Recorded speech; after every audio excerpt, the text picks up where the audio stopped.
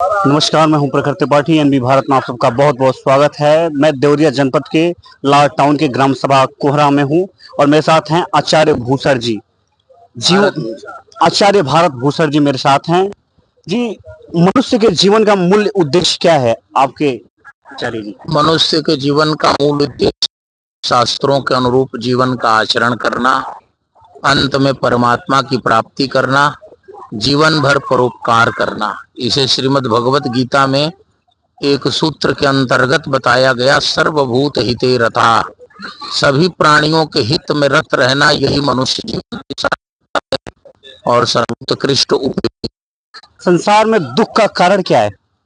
दुख का कारण शास्त्रों से दूरी है। शास्त्रों से दूरी, हमारे पूर्वाचार्य ऋषियों के चिंतन से दूरी, उनके सदाचरण से दूरी, भारतीय जीवन मूल्यों से दूरी, ये संसार के दुख के सबसे बड़े कारण हैं। क्या ईश्वर हैं? और ईश्वर हैं तो कौन है? ईश्वर ही है, ईश्वर का कोई है ही नहीं। ईश्वर ही है, तमेव भान्तम मनोभाति सर्वम। ईश्वर का ही आभास जो है ये सारा। जैसे जल के बुलबुले जो हैं वो जल ही है, उसी तरह जगदीश्वर ही जगत के रूप में अभिव्यक्त होते हैं। इसलिए इस भ्रम में तो कभी रहना ही नहीं कि ईश्वर नहीं है। ईश्वर ही है, जिसकी सत्ता त्रिकाला बाधित है उसका नाम है ईश्वर, और उसकी छाया जो है उसका नाम है जगत।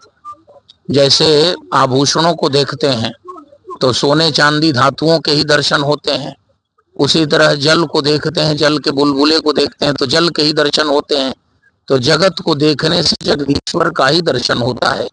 जगदीश्वर के अभिव्यंजक संस्थान का नाम जगत है। विश्वम इत्यादि वचनों से पूर्वाचार्यों ने विश्व को ही विश्वात्मा और विश्वेश्वर का अभिधान माना है। भाग्य क्या है और मनुष्य के जीवन में भाग्य का क्या रोल है? कि हमारे किए हुए कर्म होते हैं, जो हमने पूर्व में कर्म किया है उसको प्रारब्ध कहते हैं, भाग्य कहते हैं। और उसका रोल ये होता है कि हम जो कर्म करते हैं उन कर्मों का फल हमें निश्चित मिलता है, हमें भोगना पड़ता है। तो जो कर्म हमने किए हैं वो भाग्य बनकर हमारे सामने आए हैं। वो दुर्भाग्य भी हो सकते हैं, सौभाग्य भी हो सकते हैं, निर्भाग्य भी हो सकते हैं। और यदि हमने सत्कर्म करना शुरू किया तो अभी से हमारे अच्छे भाग्य बनने शुरू हो जाएंगे। और तो और पुराने जो दुर्भाग्य उनके। जन्म और मरण से मुक्त कौन है?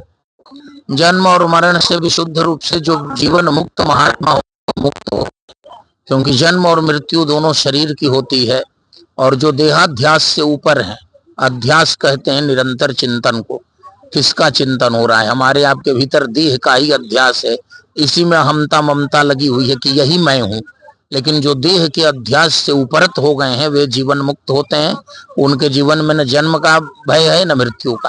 अध्यात्म क्या है और मनुष्य के जीवन में अध्यात्म का क्या प्रभाव पड़ता है? अध्यात्म आत्मा के विज्ञान को कहते हैं। आत्मनीति अध्यात्म इस समस्त पद का मासिक विग्रह है। आत्मा से संबद्ध विचार, आत्मा से संबद्ध चिंतन, आत्मा के अनुरूप व्यापार व्यवहार का नाम अध्यात्म है। सभी प्राणियों में मनुष्य के जीवन में आत्मा का ही महत्व है, अध्यात्म का ही महत्व है। उस अध्यात्म विद्या को जाने मानव जीवन अपूर्ण रहता है। जब व्यक्ति जान जाता है तभी वह जीवन सफल और पूर्ण होता है। गीता में भगवान ने कहा, अध्यात्म विद्या विद्यानाम। संपूर्ण विद्याओं में अध्यात्म विद्या ही सर्वश्रेष्ठ है। इस जीवन में आश्चर्य जैसा क्या बात है इस जीवन में सबसे बड़ा आश्चर्य है कि इतने संकट, इतने दुख और संसार के इतने विविध रंगों को देखने के बाद भी संसार से हमारी वितृष्णा नहीं होती, और भगवान की कृपा का पग पग पर अनुभव होने के बावजूद उनके चरणों में दृढ़ भक्ति नहीं होती। ये सबसे बड़ा आश्चर्य है। आप हिंदुस्तान के संस्कार पर क्या कहना चाहेंगे? हिंदुस्तान का संस्कार ठीक है। इस समय हमारे संस्कार में सांकर्य का दोष है। हम, मेरा जूता है इंग्लिस्तानी है ना, दिल हिंदुस्तानी, तो कई चीजें मिल गई। अब इसका परिणाम ये है कि हिंदुस्तानी अपने संस्कार में पूरी तरह से परफेक्ट नहीं है और नकल की ओर बढ़ रहे हैं। ये चीज नहीं है। हम पूरी संस्कृति को जाने, अपने संस्कारों को जाने और उस पर गौरव बोध रखें और उस पूरा सामूहिक रूप से प्रदर्शन करें। सामूहिक प्रदर्शन में भी अभी हमारे लोग, पूजा पाठ में भी हमारे यहाँ के लोग धोती इत्यादि पहन रहे हैं, है ना, सार्वजनिक दृष्टि से। और दिखावे की दृष्टि से कुछ लोग पहनते हैं, दिखावे की दृष्टि से तो दिखावा मात्र